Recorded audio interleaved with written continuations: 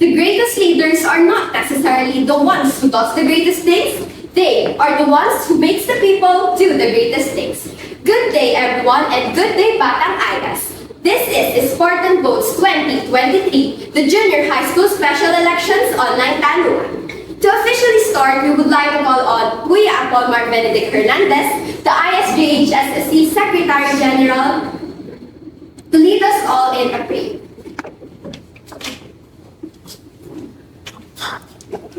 Let us put ourselves in the presence of our Lord, in the name of the Father, the Son, and the Holy Spirit. Lord, we praise you for everything that you give to us and everything that you have given us. We ask for forgiveness for all the sins that we have committed then, now, and in the ever future. We are thankful for everything that you have given us, our friends, our family, our knowledge, and our spirit of leadership. And may the candidates here be always ready to serve the Batang IS, and we always have the spirit of stewardship and leadership in them. In the name of the Father, the Son, and the Holy Spirit. Once again, good day, Batang IS, and good day, Spartan community. I am your host, Mika Lurid A. Makatangay, presenting you the candidates and aspiring leaders as they answer questions that will help them prove and help you choose the right leaders that will complete this year's lineup. The council opened special elections to fill the vacant positions of the council, such as Vice President, board members for Media Spectaculum, and Governor 7. From the filing of candidacy last August 9 to 10, to the official start of the campaigning last August 11 to 14, the 12 candidates have showed immense effort, dedication, and creativity sa mga naging posts nila para ma-convince ang mga batang IS. And for that, we commend all of you na agad. This online tanungan will serve as a platform para mas maunawaan, mas makilatis, at mas mapakilala, at mas mapatunayan ng ating aspiring leaders ang kanilang mga sarili. Alam ko kinakabahan na ang bawat isa, pero ito na nga, sisimulan na talaga natin ang tanungan. Each candidate for Governor 7 will be given one question, same as for our board member for Media Spectaculum. As for our candidate running for the Vice President, she will be given 2 questions to answer. Each question will be given 1 to 2 minutes to answer. We would like to call on the candidates for Governor 7, starting with. And to administer the questions, we have Ate Mira Sinuel Arellano, the IS-JHSSC Governor.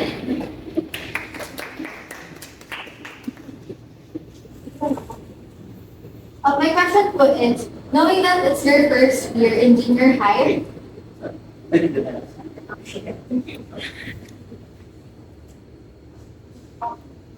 so my question po is, knowing that it's your first year in junior high, what qualities and experiences do you have to ensure that you can adopt to the new environment as a student and a student leader at the same time?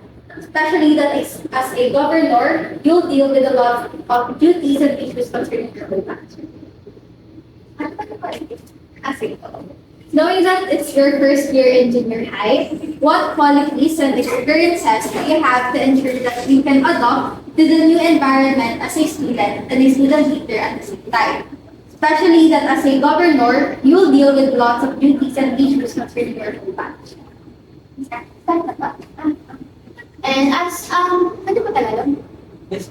And first year po sa junior high school, yan medyo kapala po ako sa mga tasks na gagawin because my siblings po, they said it's really hard and gusto ko pong ma-experience kasi when I was grade 6 po, I was a secretary in our room and hindi po siya madaling trabaho and standard po yung ibang schools works and gusto ko pong ma-enhance ang aking skills at gusto ko silang ma-improve and gusto ko silang magpakita sa kanila, medyo po ako naiiyan na yun.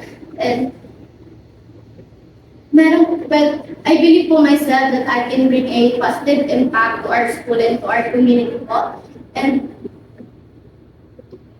gusto ko pong maging part ng council kasi na-interest po ako sa kanila kasi na-inspire po ako sa inyo na tinatanong ko yung sarili ko na kung makakaya ko pa to. And nakita ko naman po sa inyo na kaya niyo pong gawin and kaya ko rin po siyang gawin. And minsan po, naiiyak ako kasi hindi ko magawa ng sa oras ang aking gagawain. Tapos kasali pa po ako sa ganitong student council. Kaya po iniisip ko sa sarili ko kung kakayanin ko ba lahat, kung Really successful po ba ang pag-apo ko dito? And yung first time ko po sumali sa ganito and gusto ko po i-prove sa aking batchmates and sa aking classmates na kaya ko silang gawin ng mag-isa at nang hindi ako natatakot po sa aking sarili.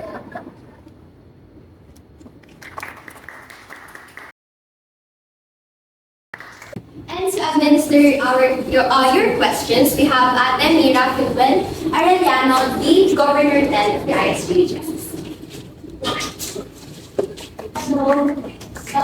Question ko po is, knowing that it's your first year in junior high, what qualities and experiences do you have to ensure that you can adopt to the new environment as a student and a student leader at the same time?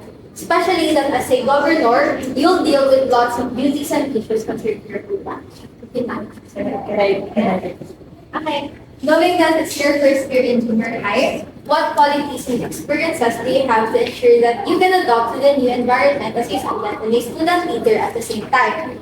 Especially that as a governor, you'll deal with lots of duties and issues concerning your campus. Well, when I'm in grade 6 elementary, I became a candidate in ISAC officers. I became an ISAC officers, well, candidate. And when I learned that candidacy means a lot of responsibility and duties that you need to promote. And for me, if I became the next Governor 7, I will promote equality. At the same time, I will support every Batang IS. I will be a good role model and a leader. And when it comes to student activity, I will make sure that it's enjoyable for our fellow Batang IS and at the same time, it's educational. Thank you.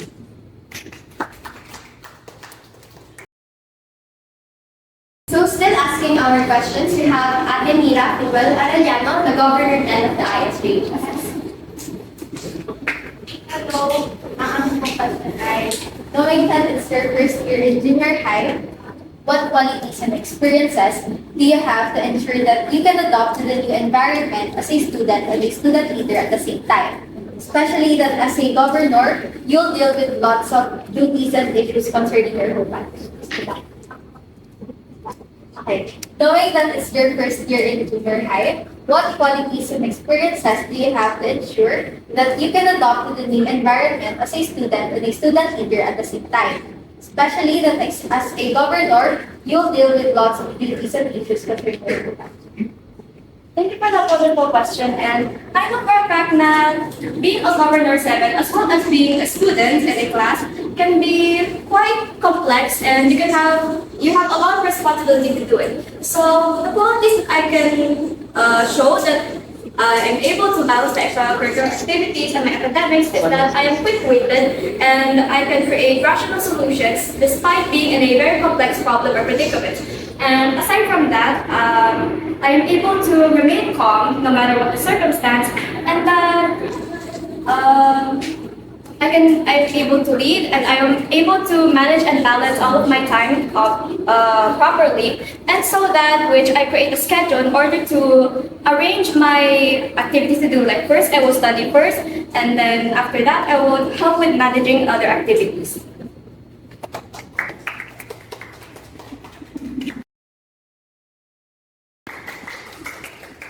Hello po.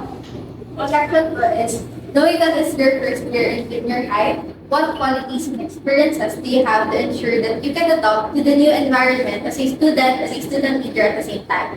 Especially that as a governor, you'll deal with lots of duties and issues concerning your home country.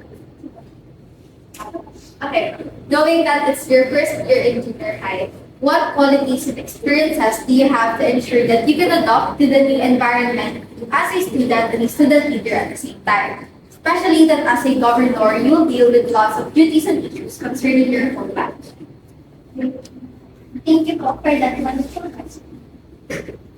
I'm pretty sure that I can handle Governor 7 while balancing my academics. Based on my experience, I've been a part of our school band, and while being an honor student, I'm pretty sure that I can handle those three. And I can handle being a governor 7, my academics, like being an honor student, while being a part of our school. That's what.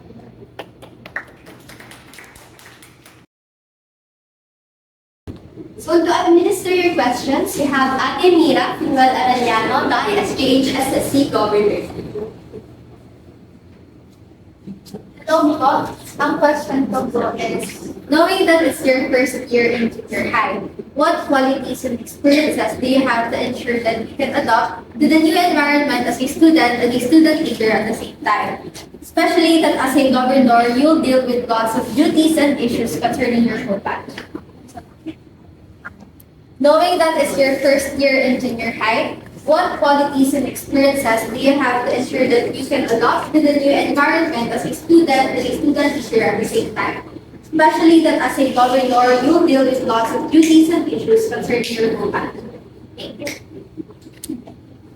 As it is my first year here in junior high school, although I have experienced a lot of these back then in elementary, I can still ensure that I will first focus on my studies rather than other stuff because that is what we should prioritize first.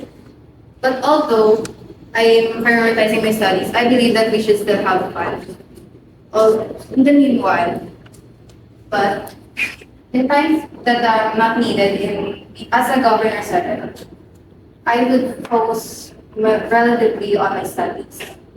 The reason for this is because the subjects in grade 7 or in junior high school are hard. And then I will balance it out also by making a proper schedule. For example, is studying before classes, and then while I am at school, I expect to have stuff for being a governor, then I will focus on that. As long as there are no other works that I will do for school.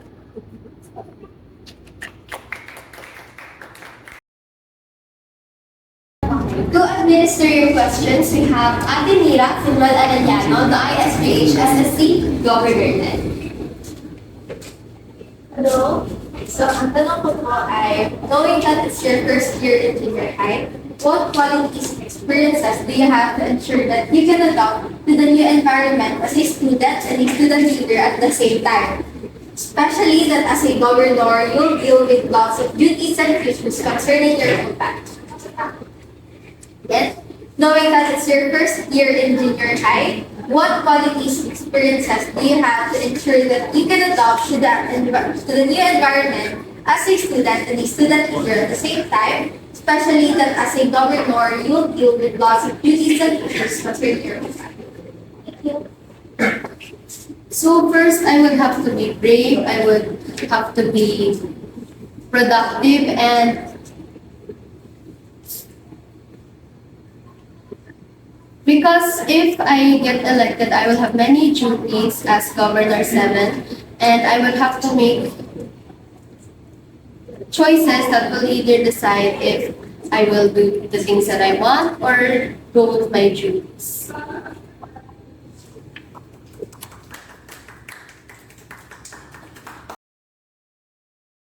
And to administer your questions, we have Kuya Antonio Miguel Briones, the IS-JHSSC Board Director for Media Spectacular.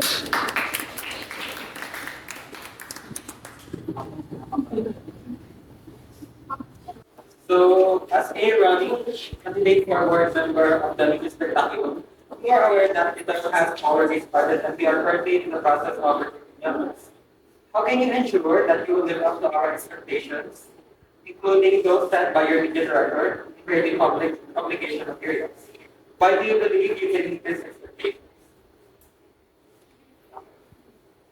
As a running candidate for board members of the Media Spectacular, you are aware that the term has already started and we are currently looking in the process of recruiting members. How can you ensure that you will live up to our expectations, including those set by your media director in creating publication materials? Why do you believe you can meet these expectations? I believe that I can set these expectations for you because I have experience in image editing and video editing, and I believe that it's gonna benefit the current media team, especially now that the school year has started. And although I am confident in my skills, I'm willing to take this and I'm willing to improve more so that I can give better outputs for the Bata IS. And that's all.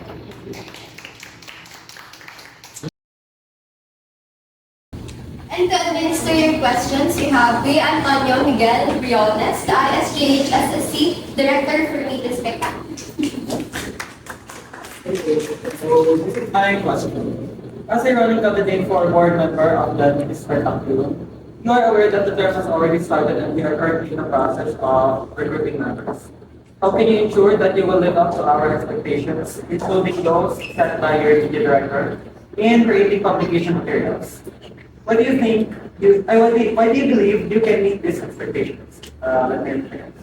As a running candidate for board member of the Media Spectacle, you are aware that the term has already started and we are currently looking in the process of recruiting members. How can you ensure that you will live up to our expectations, including those set by your media director, in creating publication materials? Why do you believe you can meet these expectations? First of all, I am very new to the student council. It would be an honor to step out of my comfort zone and do something that I know that I would be able to serve my fellow Batang IS. I know that I am capable of being able to do the task, to do the various tasks that has been set by the director, because I know that I have the capability and abilities to be one of the board members for Media Spectacle. I am eager and willing to be a board member for Media Spectacular because I know that I have the requirements and the abilities to be one.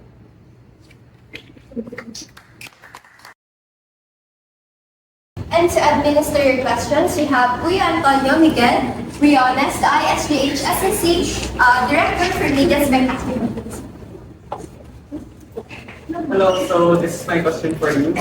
As a running candidate for a board member of the Media Spectacle, you are aware that the term has already started, and we are currently in the process of recruiting members.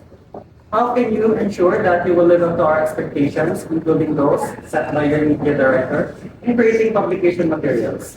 Why do you believe you can meet these expectations? I believe I can meet these expectations because I am a fast learner and I can solve problems by thinking quickly and yeah. And I can solve this problem.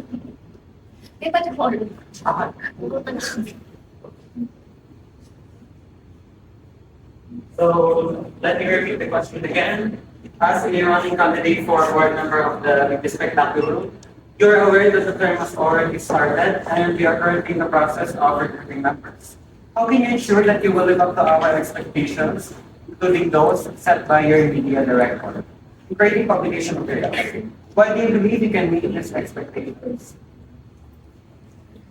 I believe I can meet these expectations because I am a fast learner and I can think of solutions to problems quickly. Though they may not be that accurate, I can help and teach ideas and I can learn from my peers on how to. Though I may lack of experience, I can learn.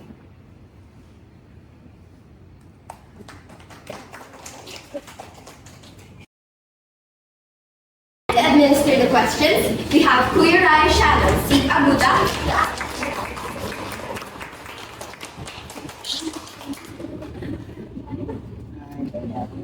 Pwede ka na.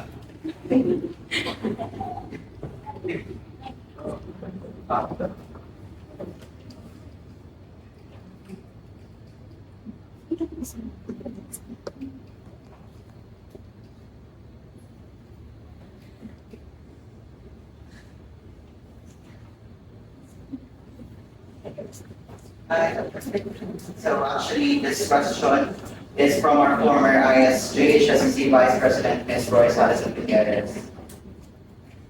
For our first question, conflict resolution skills are vital in effective and efficient leadership. As Vice President, how would you handle conflicts or disagreements that may arise within the student council? I repeat, conflict resolution skills are vital in effective and efficient leadership. As Vice President, how would you handle conflicts or disagreements that may arise within the student council? Thank you for that question. For me, communication is the key.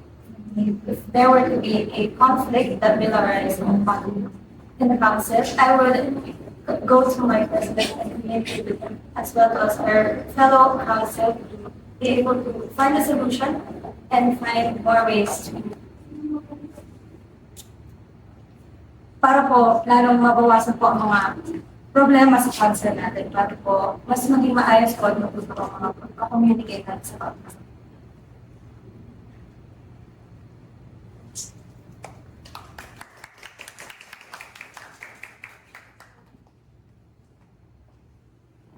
And for our second question,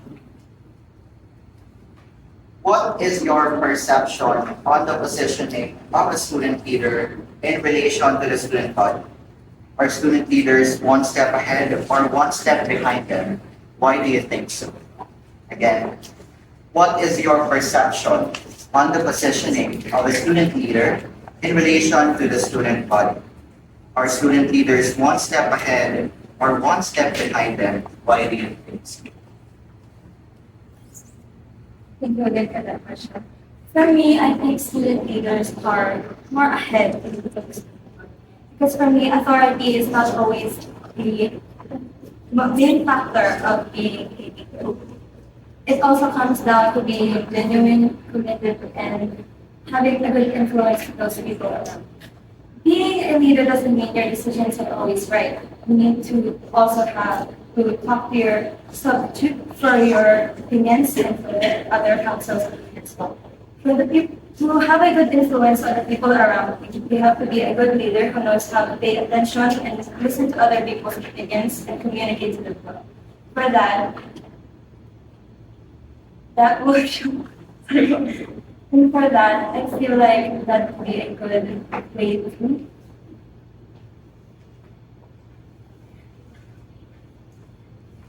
It would be a good way to have a good relationship amongst us and as well as us.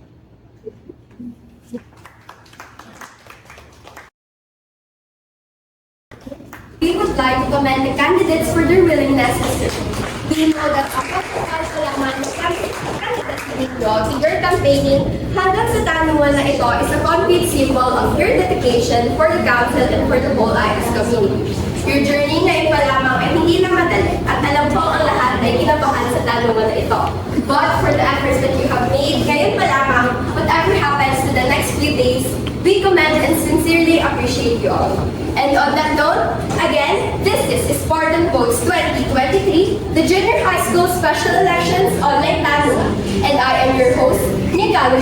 Mahatangay. Thank you and good luck, Batang IS!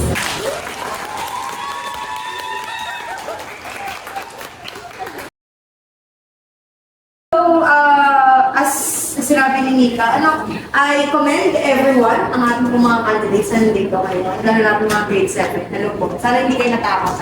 Dahil sa tanungan na ito. To be honest, baka kayo baka ma-intimidate kayo or kaya ma-feel nyo na parang, ay, tama bang ako ay tatakbo? Parang masyado kami nilisita. Ganun yung pakiramdam ko.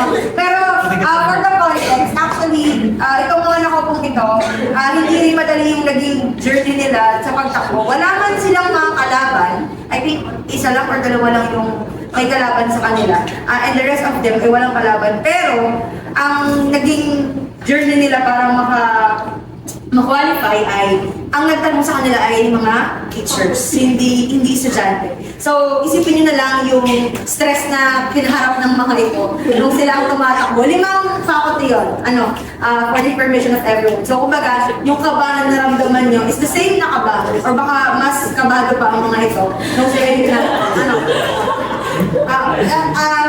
Kaya siguro ganyan din yung way nila ng pagtatanong, ano baka kayo na-intimidate. Pero I am very sure na the reason din bakit kayo tinigilatis ng maigi is because they take the positions or they take the council as a serious matter. This is not just about popularity or something na to be bragged about na okay, officer ako. That's not actually a privilege. Ano, siya ay responsibilidad. Sabi ni Miss Universe 2015, siya ay both honor and responsibility, privilege and responsibility, something like that. Pero that is true, and I think siya ay more of responsibility than a privilege. Kasi lagi ko sinasabi sa mga student leaders, hindi lahat ng bata or hindi lahat ng estudyante ay kaya maging isang leader.